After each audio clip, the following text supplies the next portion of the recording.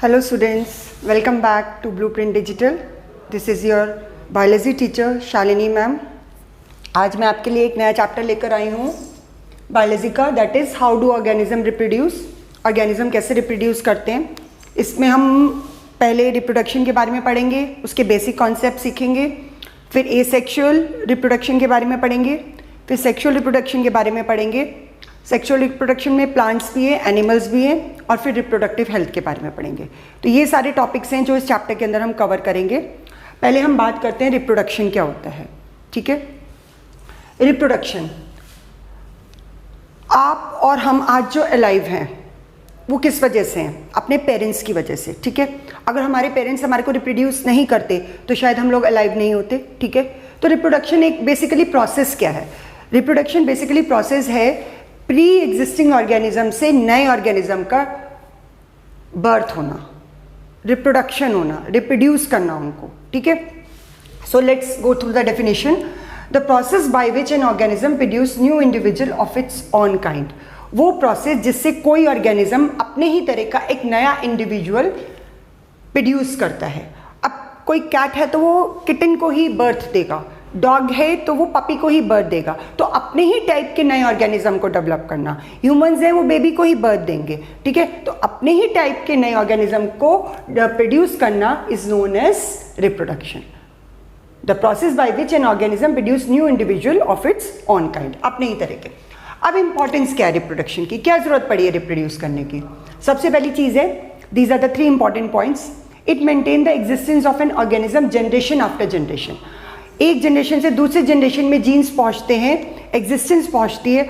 आपके जीन्स आए हैं आपके पेरेंट्स से, पेरेंट्स के आए हैं आपके ग्रैंड पेरेंट्स से, ग्रैंड पेरेंट्स के फिर उनके ग्रैंड ग्रैंड पेरेंट्स से. इस तरह से आपके 4 फादर्स जो हैं उनके जीन्स आपके अंदर एग्जिस्ट कर रहे हैं. ठीक है, तो वो एक जनरेशन से दूसरी जनरेशन में ट्रांसफर हो रहे हैं. तो वो कैसे हो रहे हैं? Through reproduction. अगर रिप्रोडक्शन नहीं होता तो शायद ये जीन्स भी ट्रांसफर नहीं हो पाते. ठीक है. Second, for the prevention of species. जो स्पीशीज आज सर्वाइव कर रही हैं वो किस वजह से सर्वाइव कर रही हैं? इसी वजह से तो सर्वाइव कर रही हैं क्योंकि रिप्रोड्यूस कर रहे हैं ऑर्गेनिज्म. अगर ऑर्गेनिज्म रिप्रोड्यूस नहीं करते तो ये स्पीशीज भी सर्वाइव नहीं करती. डायनासोर आज एग्जिस्ट कर चुके हैं, लाइन की स्पीशीज आज इतनी कम रह चुकी है. तो बेसिकली उसके पीछे रीज़न क्या है? रीज़न यही है कि वो जो है उनकी स्पीशीज़ को हम प्रिवेंट कर पा रहे हैं.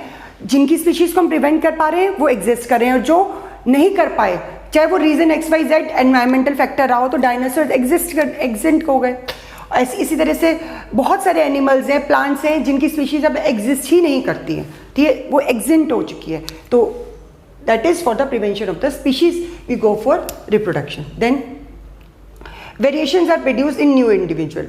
अब एक ऑर्गेनिज्म से न्यू ऑर्गेनिज्म में वेरिएशंस पहुंचती हैं रिप्रोडक्शन के थ्रू. ठीक है, which plays an important role in evolution.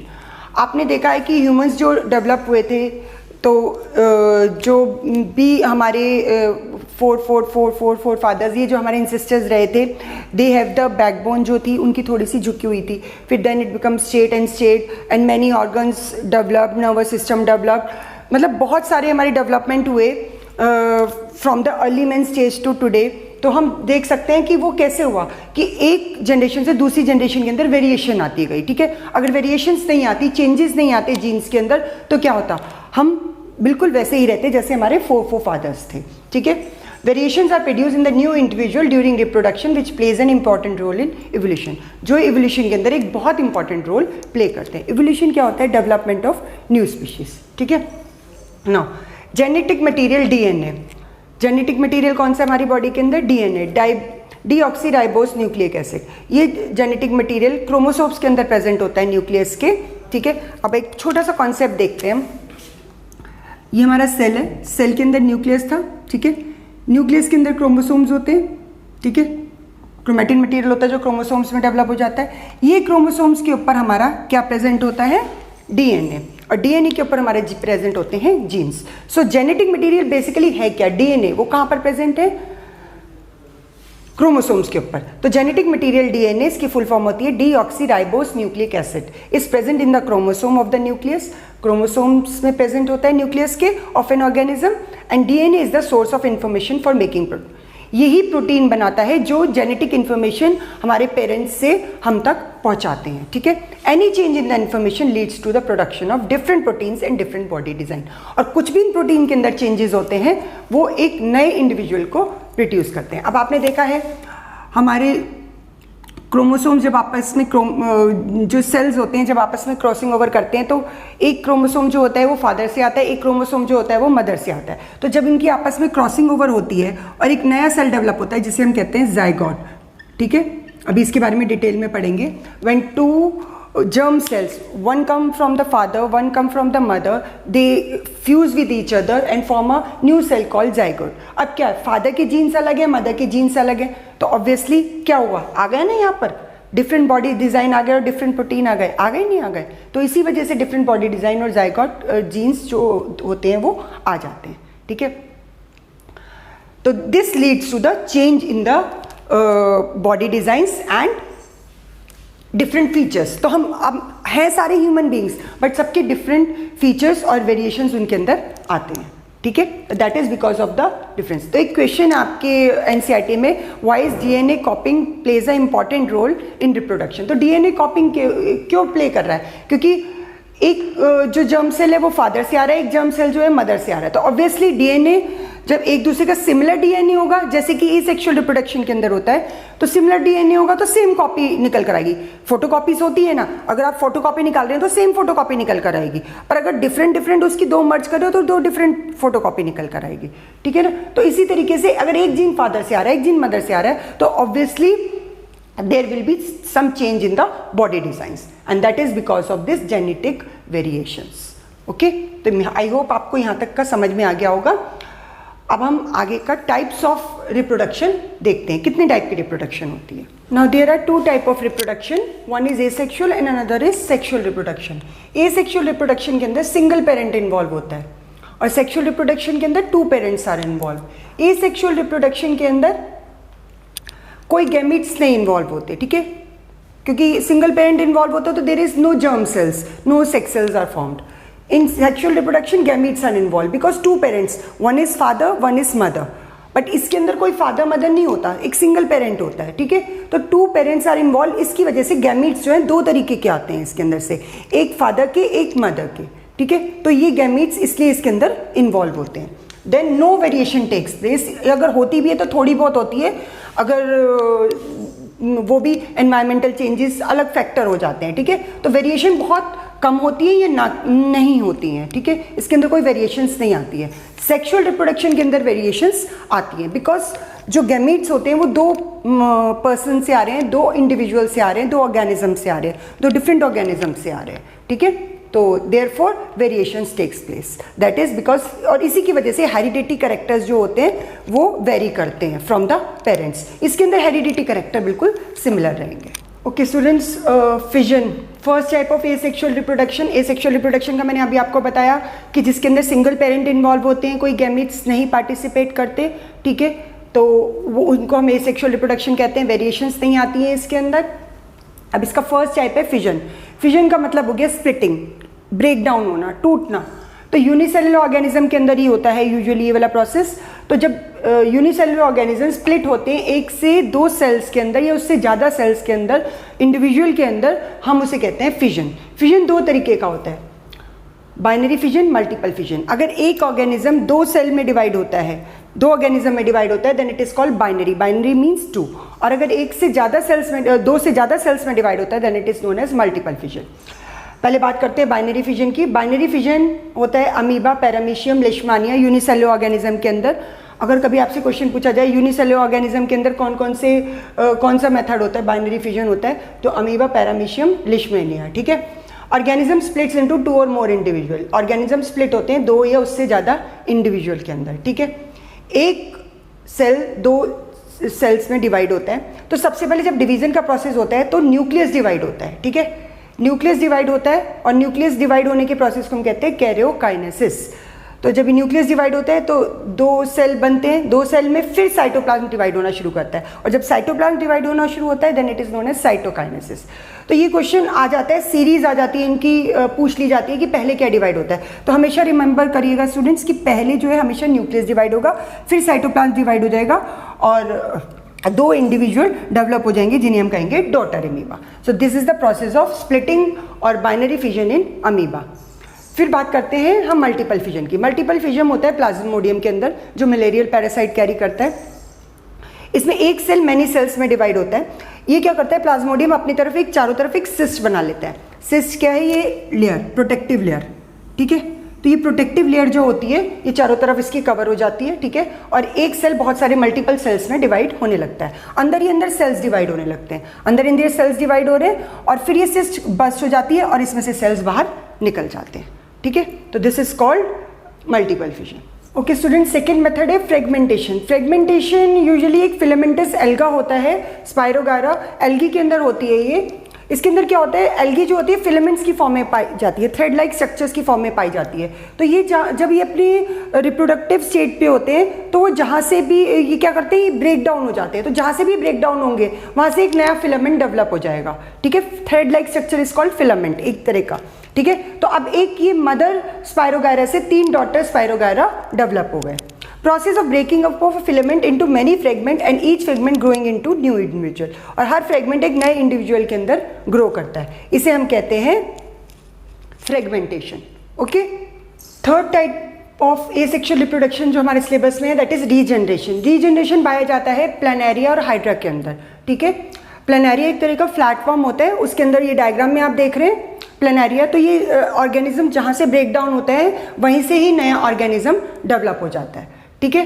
तो अब आप कहोगे रीजनरेशन और फ्रेगमेंटेशन में क्या डिफरेंस है। फ्रेगमेंट में जब वो मैच्योर ऑर्गेनिज्म होता है तो जब वो डेवलप हो जाता है तो अपने आप रीजनरेट करता है, वो फ्रेगमेंटेशन में के प्रोसेस के थ्रू रिप्रोड्यूस करता है। पर रीजनरेशन के अंदर जहाँ से बॉडी पार्ट टूटता है वहीं से नया ऑर्गेनिज्म डेवलप हो जाता है। जैसे आप डायग्राम में दे रहे हैं प्लानेरिया का, the ability to give rise to new individual from the body part is known as regeneration.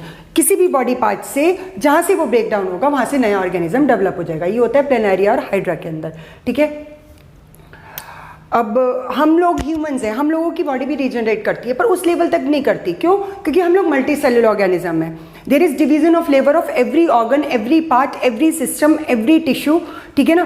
तो अब हर जगह सेम टिश्यू नहीं है, there are many different type of tissues found in our body.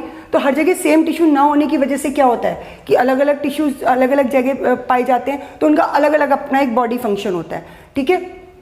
तो इसलिए हमारी बॉडी पूरी की बॉडी ये नहीं है कि हमारा एक पार्ट पूरा ब्रेक डाउन हो गया तो वो रीजनरेट कर जाएगा। पर कुछ ऑर्गेनिज्म ऐसे होते हैं जहाँ, क्योंकि उनके सेल जो होते हैं वो सिमिलर होते हैं, similar type of cells are present, इस वजह से उनकी बॉडी रीजनरेट कर जाती है। But in multi cellular organism, higher organism, उनके अंदर जो होती है there is division of labour, ठीक है। तो this is therefore they can not regenerate कि एक बॉडी पार्ट ब्रेक डाउन हुआ और वहाँ से नया ऑर्गेनिज्म डेवलप हो गया। Budding, in this process an organism produce bud और outgrowth which develops into a complete organism. अब इसके अंदर एक बर्ड या आउटग्रोथ डेवलप हो जाती है, ठीक है, जो कि एक नए इंडिविजुअल के अंदर ग्रो कर जाती है। जैसे हाइड्रा है, हाइड्रा के अंदर एक आउटग्रोथ डेवलप हो गई इस तरीके से, ठीक है। ये ग्रो ने, जैसे बर्ड ग्रो करती है ना प्लांट्स के ऊपर, ऐसे इसके ऊपर एक आउटग्रोथ डेवलप हो जाती है, ये ग्रो करने लग जाता है थोड़ा, फिर ये इससे डिटैच हो जाती है, सेपरेट हो जाती है, इट डिटैचेस मतलब अलग हो जाना, ठीक है। Outgrowth which develops into a complete organism, और ये सेपरेट होके एक नए ऑर्गेनिज्म में डेवलप हो जाती है। इसके अंदर भी यही प्रोसेस होता है बडिंग का, इसके अंदर भी बर्ड डेवलप होती है। इसमें बडिंग 2 तरीके से होती है, एक होती है चेन बडिंग, एक होती है इंडिविजुअल बडिंग। तो इस 2 तरीके से रीजनरेट करता है, बडिंग का प्रोसेस शो करता है, सॉरी। तो एक की सारे जो नए सेल्स डेवलप हो रहे हैं, इस इज अ यूनिसेलुलर ऑर्गेनिज्म, तो ये डिफरेंट इंडिविजुअल में डेवलप हो जाते हैं और कभी ये चेन की फॉर्म में डेवलप करते हैं। तो ये 2 टाइप की बडिंग शो करता है। अब ईस्ट जो है ये यूनिसेलुलर ऑर्गेनिज्म है। तो अगर आपसे पूछा जाए यूनिसेलुलर ऑर्गेनिज्म में ऐसे कौन कौन से रिप्रोडक्शन के प्रोसेस होते हैं, तो आप एक तो बडिंग बता सकते हैं, एक आप बता सकते हैं बाइनरी फिजन, ठीक है, फिजन। तो ये 2 हैं जो यूनिसेलुलर ऑर्गेनिज्म के अंदर प्रोसेस होते हैं एसेक्सुअल मोड ऑफ रिप्रोडक्शन के। 5th टाइप का मेथड है एसेक्सुअल रिप्रोडक्शन में स्पोर फॉर्मेशन, स्पोर फॉर्मेशन होता है राइजोपस में। आपने देखा होगा ब्रेड के ऊपर एक फंगस सी लग जाती है, ठीक है ना, दैट इज ब्रेड माउल्ड कहते हैं उसको। राइजोपस, मशरूम्स के अंदर ये मोड होता है रिप्रोडक्शन का, मॉसिस के अंदर ये मोड होता है रिप्रोडक्शन का। तो these are the examples of spore formation, ठीक है। स्पोर्स होते क्या है basically? Spore is a special kind of cell with a thick coating. Spore एक स्पेशल टाइप के सेल होते हैं जो एक स्पेशल ऑर्गन जिसे हम कहते हैं स्पोरेंजियम, ठीक है, इसके ऊपर ग्रो करते हैं। तो अगर आप देखेंगे ब्रेड को, अगर उसके ऊपर जो मोल्ड लग जाता है, ब्रेड मोल्ड जो होता है, राइजोपस जो होता है, जो ग्रो कर जाता है ब्रेड के ऊपर, तो अगर आप उसे माइक्रोस्कोप के नीचे देखेंगे तो इस टाइप का स्ट्रक्चर आपको दिखाई देगा। और ये जो स्पोरेंजियम होते हैं इसके ऊपर ऐसे छोटे छोटे सेल्स होते हैं जिन्हें हम कहते हैं स्पोर्स। तो स्पोर्स एक स्पेशल टाइप के सेल होते हैं with a thick coating. It helps the individual inside to survive in adverse condition. और एडवर्स कंडीशन के अंदर भी इंडिविजुअल जो इसके अंदर प्रेजेंट होता है वो सर्वाइव कर सकता है। तो this is the advantage of spore formation, this is the first advantage of spore formation. अगर एडवांटेज आ जाए तो आप ये लिख सकते हैं। दूसरी एडवांटेज है स्पोर लाइट होते हैं, ठीक है, लाइट इन वेट। तो एक जगह से दूसरी जगह आसानी से ट्रेवल कर सकते हैं। Number 3, it is the fast and convenient mode of reproduction, asexual reproduction, ठीक है। फास्ट मेथड होता है ये रिप्रोड्यूस करने का। कन्वीनियंट मोड है, कुछ भी नहीं करना, स्पोर्स अपने आप ऑटोमेटिकली जब हमारे उस कंडीशंस होती हैं, प्रॉपर कंडीशंस मिलती हैं इनको मॉइस्चर वगैरह की, ये अपने आप ग्रो कर जाते हैं। आपको ब्रेड के लिए स्पेशली इन्हें ग्रो नहीं करना पड़ता। इवन ब्रेड के अगर आप चपातीज रखी हैं, कोई और भी इवन वेजिटेबल्स के ऊपर भी आप देखोगे इस टाइप के कलरफुल जो राइजोपस ग्रो करते हैं, that is known as bread mould, ठीक है। तो ब्रेड के ऊपर ये बहुत जल्दी ग्रो करते हैं, ठीक है, क्योंकि उसके अंदर वैसे भी हम उसको बेक किया हुआ होता है और उसके अंदर वैसे भी उसको फर्मेंट किया हुआ होता है। तो उसके अंदर इन्हें ग्रो करने में जैसे ही मॉइस्चर के कांटेक्ट में आते हैं स्पोर्स, तो इससे एयर में भी बहुत सारे स्पोर्स होंगे, ठीक है। तो कहीं पर भी इन्हें प्लेस मिलेगी, स्पेसिफिक कंडीशन मिलेंगी, वहाँ पर ये ग्रो करने लग जाएंगे into the new individual. So this is spore formation. तो ये 3 इसके एडवांटेजेस हैं, अगर आपको आ जाए तो आपको मालूम होनी चाहिए। Next is vegetative propagation. Vegetative propagation भी it comes under asexual mode of reproduction. Development of new plants from the vegetative parts like root, stem और leaves under the suitable condition. इसके अंदर भी गैमीट्स पार्टिसिपेट नहीं करते हैं, इसमें plant का ही कोई वेजिटेटिव पार्ट पार्टिसिपेट करता है ये सब करने के लिए, ठीक है, रिप्रोडक्शन करने के लिए। Development of new plant from the vegetative parts like root, stems और लीव्स अंडर सुटेबल कंडीशन। अब ये 2 तरीके का होता है, नेचुरल एंड आर्टिफिशियल। नेचुरल में आता है अकर नेचुरली अकर करता है, ठीक है, नेचर के थ्रू होता है ये प्रोसेस, इसमें ह्यूमन बींग्स का कोई रोल नहीं होता, ठीक है। तो ये 3 तरीके से होता है, by leaves, by stems and by roots. Natural and artificial 2 तरीके के। आर्टिफिशियल मैं आपको बाद में बताऊंगी, पहले हम बात कर रहे हैं natural mode of vegetative propagation की, ठीक है। सो इसमें पहले लीव्स है। लीव्स का एक बहुत इंपॉर्टेंट एग्जाम्पल है ब्रायोफाइलम प्लांट। ब्रायोफाइलम की जो लीफ होती है उसकी जो लीफ की जो साइड्स होती हैं, ठीक है, वहाँ पर ये मार्जिन पे ये बर्ड्स डेवलप होने लग जाती है। These are the buds. ये बर्ड्स जो होती हैं ये धीरे धीरे डेवलप होकर एक नए प्लांट में ग्रो करने लग जाती है and detaches from the leaves and develop into a new plant, ठीक है। तो ये कहाँ से हो रहा है? इसका मोड ऑफ रिप्रोडक्शन क्या है? By leaves. Leaves of some plant produce buds and which grow into a new individual. Then second mode है नेचुरल वेजिटेटिव प्रोपगेशन का by stem. Underground plant produce shoot under favourable condition. अब underground plant के अंदर होता है, ये underground plant जो होते हैं वो शूट डेवलप करने लग जाते हैं, ठीक है। स्टेम तो होते ही हैं, तो वो एक शूट डेवलप करने लग जाते हैं अनफेवरेबल कंडीशन भी and under favourable condition such as potato, ginger, onion, grass, इन सबको क्या कहा जाता है? शूट ही तो कहा जाता है इसीलिए, ठीक है, क्योंकि ये शूट की तरह से डेवलप होते हैं। देन रूट्स, इसका एग्जाम्पल है sweet potato. Roots produce buds which develop into a new plant. तो रूट्स जो होते हैं वो बर्ड्स डेवलप करते हैं जो एक नए प्लांट के अंदर ग्रो करने लग जाते हैं। तो these are the example of natural mode of vegetative propagation. तो वेजिटेटिव प्रोपगेशन हो गया जो प्लांट के ही किसी पार्ट से नए ऑर्गेनिज्म को डेवलप करना। अब बात करते हैं artificial mode of vegetative propagation की। नेक्स्ट है आर्टिफिशियल वेजिटेटिव प्रोपगेशन, ठीक है। अभी हमने करा इससे पहले नेचुरल, जो नेचुरल वे में होती है। अब आर्टिफिशियली भी हम वेजिटेटिव प्रोपगेशन करते हैं from the vegetative parts of the plant, उससे करते हैं। It is use to grow plant for desirable character. ये यूजुअली हम तब करते हैं जब हमारे को किसी डिज़ायरेबल कलर के लिए, किसी डिज़ायरेबल प्रॉपर्टी के लिए किसी प्लांट को ग्रो करना होता है, ठीक है। सो आर्टिफिशियल वेजिटेटिव प्रोपगेशन भी वेजिटेटिव पार्ट से ही किया जाता है, उस किसी भी वेजिटेटिव पार्ट से। इसके अंदर फर्स्ट मेथड है हमारा कटिंग।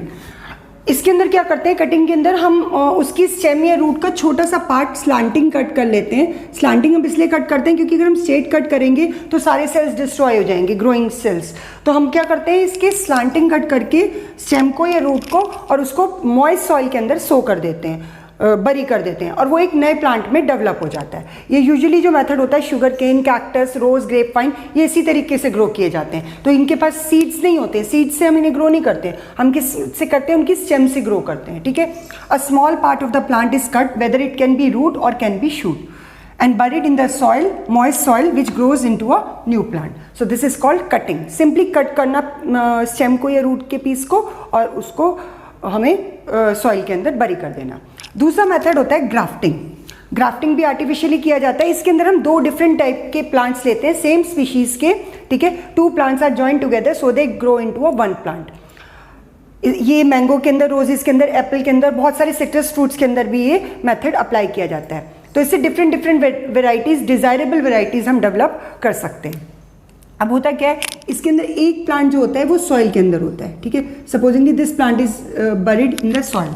ठीक है, इसके ऊपर हमने एक दूसरा प्लांट लाकर यहाँ पर डेवलप कर दिया, इसके साथ स्टिक कर दिया। ठीक है, और इसे टाई कर दिया क्लोथ से, प्लास्टिक से, टेप से, किसी भी चीज़ से हमने इसको यहाँ पर टाई कर दिया। ठीक है, थोड़े टाइम में क्या होगा, इसके सेल्स इसके साथ मर्ज हो जाएंगे, इसके सेल्स इसके साथ मर्ज हो जाएंगे, and they grow into a single plant. So this type of method of artificial vegetative propagation is known as grafting. Two plants are joined together so they grow into one single plant, और यहाँ से tie कर देते हैं हम उसको। ठीक है, अब वो प्लांट इसका सॉइल के अंदर होता है। ठीक है, उसको हम कहते हैं स्टॉक, और जो हम ऊपर से स्टिक करते हैं उसे हम कहते हैं स्काइन। तो स्टॉक, स्काइन, तो दो प्लांट आपस में मर्ज करके हम एक नया प्लांट डेवलप करते हैं। This method is known as grafting. Okay, third type का आर्टिफिशियल वेजिटेटिव प्रोपगेशन है लेयरिंग। लेयरिंग के अंदर लेयर्स बनते हैं, आप ये इस वर्ड से मतलब पता चल रहा है। In this method a branch of parent plant is buried in the soil which develops into a new plant. Parent plant की एक ब्रांच को हम सॉइल के अंदर बरी कर देते हैं जो एक नए प्लांट के अंदर डेवलप होती है। ठीक है, इसे हम कहते हैं लेयरिंग। ये देखिए, ये है, ये प्लांट ऑलरेडी ग्रो कर रहा है। सपोजिंग ये एग्जांपल है इसका जैस्मिन और हिबिस्कस। ठीक है, इसकी बहुत सारी ब्रांचेज हैं। हमने इसकी एक ब्रांच को सॉइल के अंदर सो कर दिया। ठीक है, इस तरीके से सो करना है कि इसका जो एक टिप है वो सॉइल से बाहर भी आए, for getting different, for exchange of gases and all. ठीक है, तो एक टिप जो है वो सॉइल से बाहर आनी चाहिए इस तरीके से। ये आप देख रहे हैं, मैंने हाईलाइट कर दिया। ठीक है, तो टिप इसकी बाहर आ गई। अब क्या होगा, यहाँ पर रूट्स डेवलप होने लग जाएंगे। ठीक है, और धीरे धीरे यहाँ से शूट डेवलप हो जाएगा। फिर इसको हम यहाँ से डिटैच कर देंगे and it grows into a new plant. तो इस टाइप के प्रोसेस को हम कहते हैं लेयरिंग। अब इसमें क्या है, हम प्लांट को कट भी नहीं कर रहे हैं, उसी की ब्रांच को अब इसके चारों तरफ हम इसकी क्या कर सकते हैं, डिफरेंट डिफरेंट ब्रांचेस को यूज कर सकते हैं। तो एक टाइम पे बहुत सारे प्लांट्स हम ग्रो कर सकते हैं। ठीक है, तो this process is known as layering. Jasmine और हिबिस्कस के अंदर होता है। लेयरिंग दो तरीके की होती है। एक होती है ग्राउंड लेयरिंग, जो मैंने अभी आपको दिखाई, दिस इज ग्राउंड लेयरिंग, जो ग्राउंड पे होती है। ठीक है, एक होती है एरियल लेयरिंग।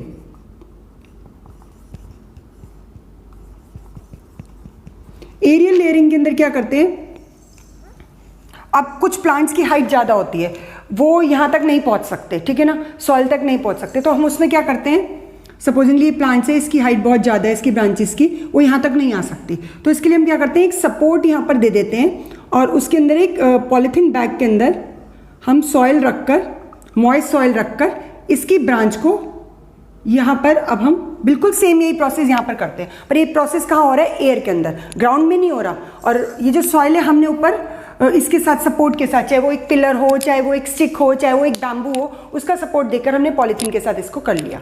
तो अब क्या होगा, यहाँ से प्लांट सिमिलर मैनर में प्लांट यहाँ पर डेवलप होने लग जाएगा, और जब प्लांट यहाँ से डेवलप हो जाएगा, again we detach the plant from the mother plant, और फिर ये एक नए इंडिविजुअल में डेवलप हो जाएगा, और इसे फिर हम ले जाकर सॉइल के अंदर सो कर देंगे। तो क्योंकि ये लेयर ग्राउंड के अंदर नहीं हो रहा है ये प्रोसेस, तो इसलिए हम इसको कहते हैं एरियल लेयरिंग, और इसको हम कहते हैं ग्राउंड लेयरिंग। तो इसकी ब्रांच साइड में ही आ रही है।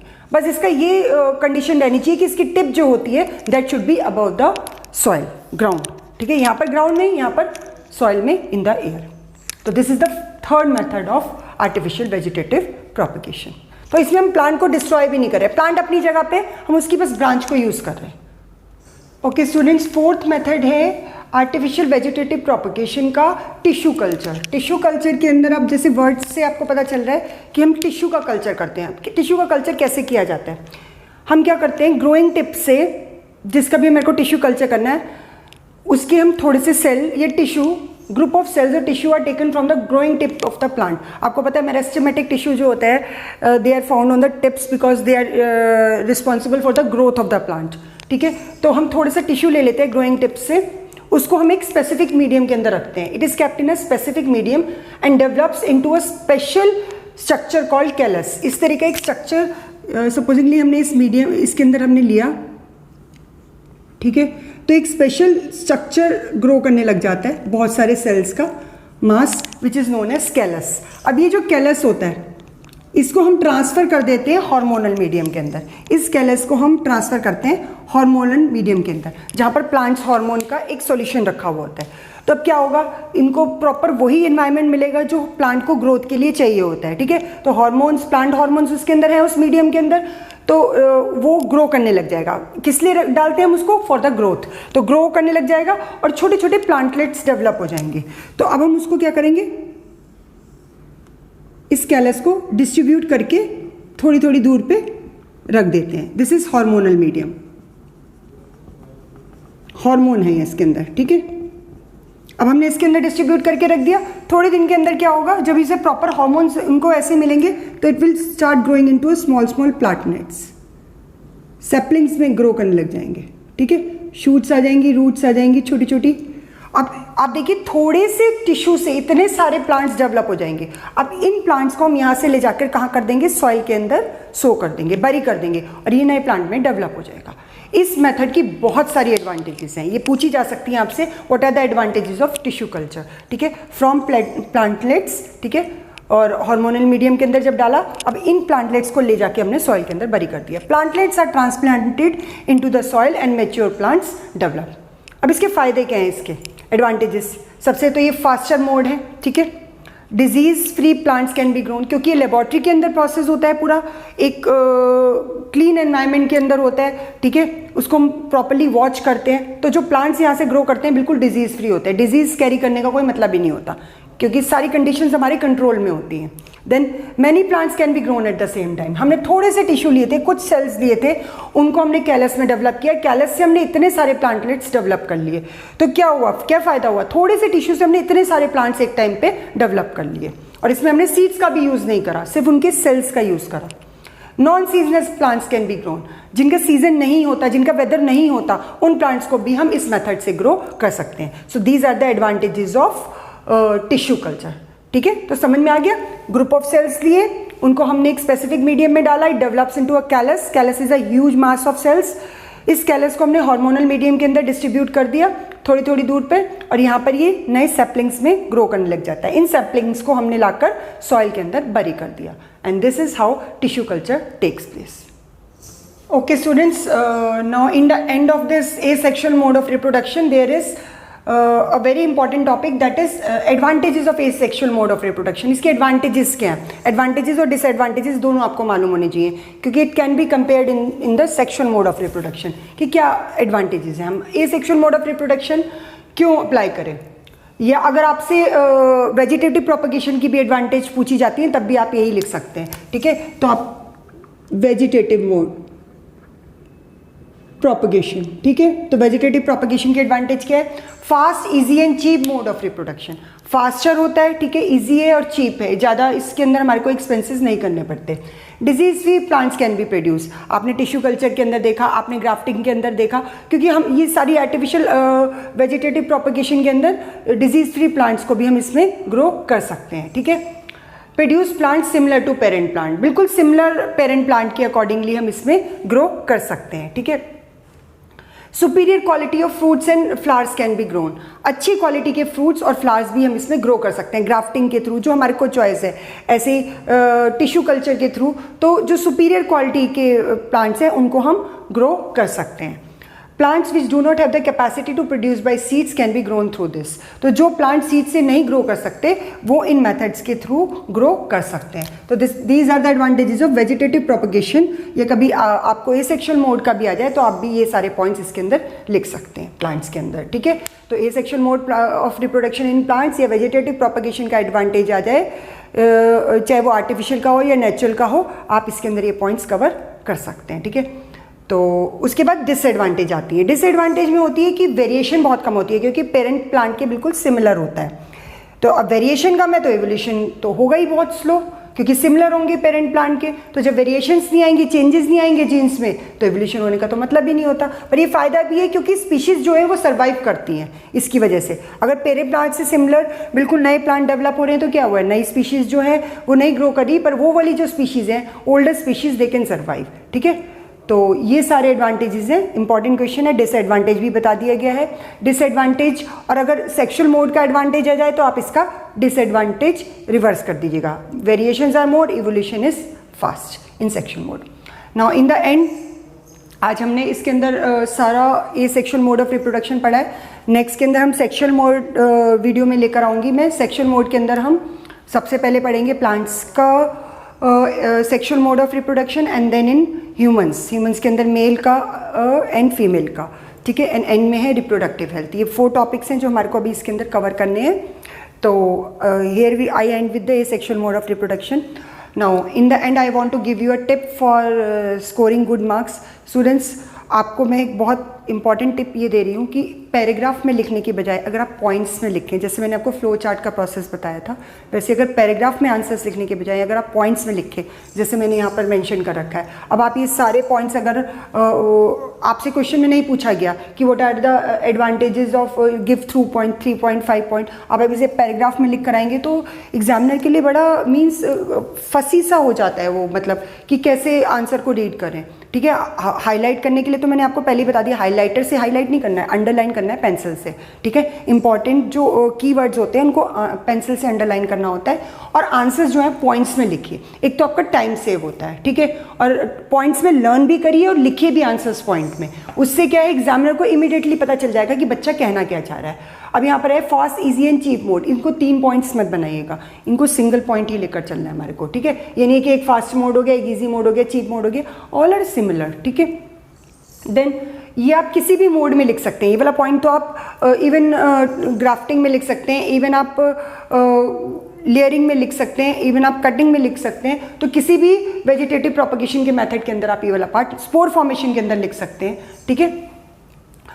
सो ये सारे जो पॉइंट्स आप इस तरीके से अगर आप आंसर्स लिखेंगे पॉइंट्स में, तो एक तो एग्जामिनर के लिए क्विकली एसेस करना आसान हो जाता है कि हाँ बच्चे को पता है। तो अगर आपकी ग्रामेटिकल मिस्टेक्स है तो वो भी इग्नोर हो जाती है। पैराग्राफ के अंदर जो होता है, एग्जामिनर को पूरा पैराग्राफ पढ़ना पड़ता है, उसे पॉइंट अपने आप चूज करने पड़ते हैं कि हाँ भाई इसने 1 पॉइंट लिखा है, 2 पॉइंट लिखा है, 3 पॉइंट लिखे है, इसे कितनी नॉलेज थी इस टॉपिक के बारे में। तो ये मेरा सजेशन है कि आप आंसर्स जो लिखें वो पॉइंट्स में लिखें, तो आपके लिए बहुत हेल्पफुल रहेगा। और किसी क्वेश्चन में अगर पॉइंट्स नहीं भी हैं तो भी, जैसे मैंने आपको मैंने पिछली वीडियोस में भी दिखाया है, मैं एरो बना के कर देती हूँ, एरो बना के आंसर्स लिखती हूँ पॉइंट्स में। कोई टर्म भी एक्सप्लेन करना है या कोई मेथड भी एक्सप्लेन करना है तो उन्हें एरो बना के लिख देती हूँ। तो आपको डेप्थ में पूरा सेंटेंस लिखने की जरूरत नहीं है। एक तो आपका टाइम सेव होगा और क्विकली आपका आंसर एसेस किया जा सकता है, तो it will be very helpful to you. तो उसमें बहुत सारी मिस्टेक्स अगर आप गलती से कर भी देते हैं, जैसे ग्रामेटिकल मिस्टेक्स, लैंग्वेज मिस्टेक, तो वो इग्नोर हो जाती है, ठीक है। सो आई होप आपको ये वीडियो पसंद आई होगी। अगर पसंद आई है तो प्लीज़ इसे लाइक करें, शेयर करें और कमेंट करें कमेंट बॉक्स में, सो दैट अगर कोई इम्प्रूवमेंट हो या कोई सजेशन हो तो हम तक पहुंच सके, ठीक है। I will be soon back with my new video. Till that time, bye, see you, take care, bye bye.